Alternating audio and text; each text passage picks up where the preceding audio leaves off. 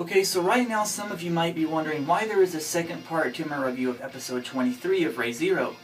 Well, I was laying in my bed last night and I was going over the episode in the review in my head, and I realized there were some things in the last video that I really need to elaborate more on.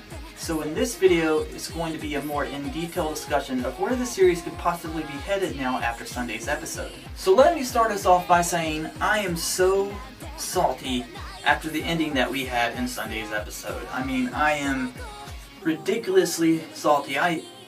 To the point to where you could actually use me as the new logo for the Saltine Cracker Box Salty. It is terrible with me right now. And this is why, okay? Given the ending that we had in Sunday's episode, and Subaru being reset, you've got to consider the remaining time span that we have for the series. There's only 2 episodes left to go, and as you know, every time Subaru gets reset, it takes a considerable amount of time for him to regain all the progression that he's lost.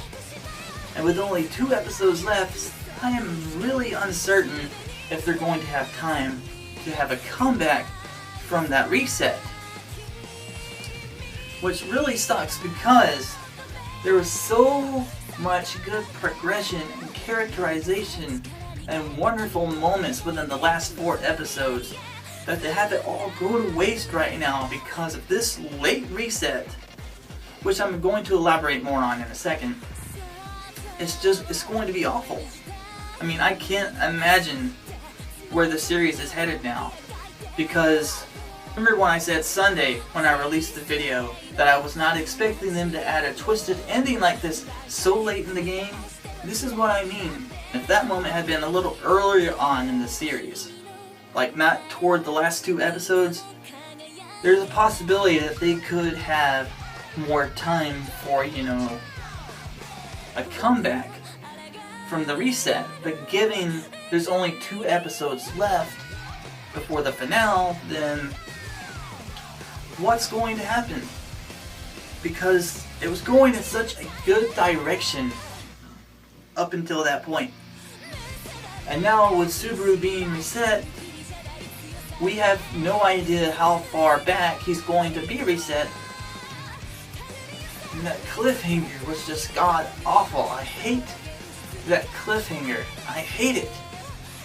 I'll give them credit though. They're really good with their cliffhangers. I mean, they are the king and queen of cliffhangers right now when it comes to series. I mean, that was just wow.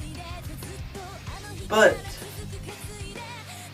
still, I am really concerned about the ending of the series now and where it's possibly headed, because given the remaining time span that we have left, I'm not really sure if they're going to have time for a comeback for Subaru to regain all the progression that he's lost, or could possibly lose due to that reset.